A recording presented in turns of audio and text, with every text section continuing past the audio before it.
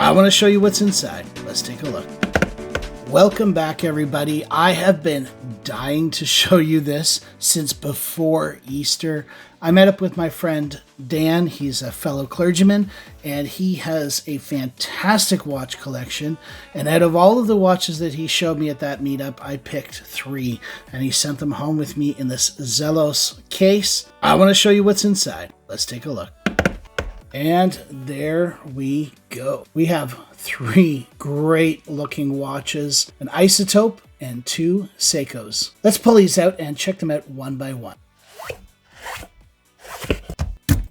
So this is one that I have been dying to check out for some time. This is the Isotope Heridium Pro NSFW in purple. It comes in at $1,148 if you can find one. And I say that because these models tend to sell out really fast, and for good reason. They're super cool, super unique, and a great looking watch to boot. Isotope really plays up the description, calling it an NSFW. It's so purple, it's not safe for work, I guess. But at the end of the day, it's just a really unique looking watch that I think a lot of people will enjoy. It has a micro-blasted 360 stainless steel case. It's 40 millimeters by 48 millimeters. It's 12.9 millimeters thick with a double dome sapphire crystal. Has a screw-down crown, unidirectional 12-hour bezel with 120 clicks. Air coating on that sapphire crystal. Screw-down exhibition case back. This colorway is called Royal Purple. They say that it has white, bold Arabic numbers filled with super luminova, and the Isotope eye hands are filled with super luminova as well. It's water resistant to 300 meters, and it has 22 millimeter quick release black leather straps with matching purple stitches and a micro blasted steel buckle with an extra tropical orange FKM strap. Now the movement on this is a Swiss Landeron mechanical movement.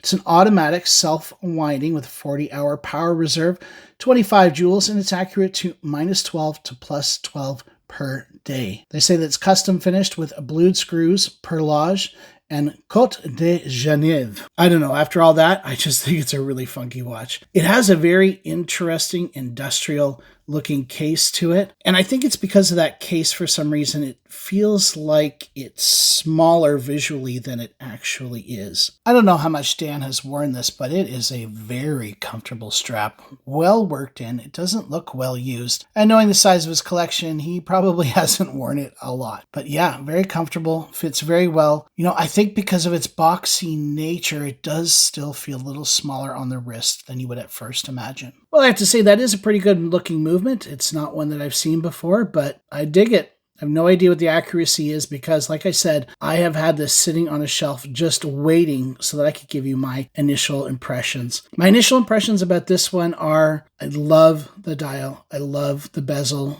I love everything about this watch. The movement looks great, but I'm not 100% sold on that case. A full review is to come. Next up, we have the Seiko Prospex US Special Edition 41mm Speedtimer. This is a solar chronograph with a yellow dial, and it retails at $560 at Long Island Watch, and I don't mind shilling for Long Island Watch because they are a great company to work with. This has a Seiko Solar V192 movement in it with a 6-month power reserve. The stainless steel case is 41.4 millimeters by 13 millimeters thick. It has a 45.9 millimeter lug-to-lug, so very wearable for most people. It has a solid screw-down case back, domed sapphire crystal with inner AR coating. Of course, it has a stainless steel band with deployant buckle, and unfortunately, it is 21 millimeters for some strange reason. Seiko, get it together. This one is water resistant to 100 meters, weighs 164 grams, and has a 2-year warranty. And so I think most of you have seen this watch before. You've probably watched some reviews. It's a great watch. The buckle and the band are so-so, but the dial is definitely stunning. That yellow, that black, and of course those like a deep red, almost maroon accent to it. Very good looking watch. You can engage the chronograph. Tactile, but not much of a click to this one. Restart. That's got a nice click. And there we go.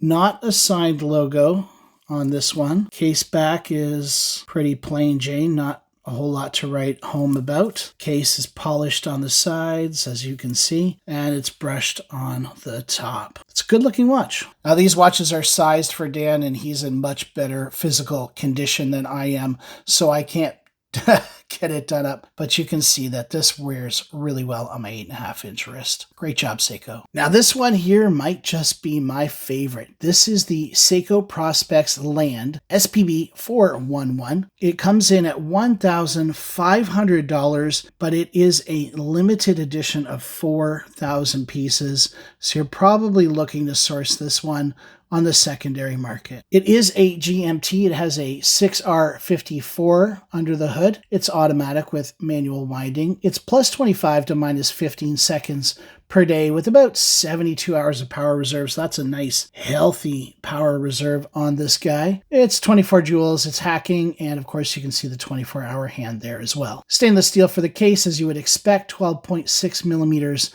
thick, 38.5 millimeters in diameter, with a lug-to-lug of 45.2. It has a box-shaped sapphire crystal with AR coating on the underside. It has Lumibrite on the hands, indexes, and bezel, and the clasp and bracelet are okay for Seiko. It's kind of what you would expect, with almost no micro adjust.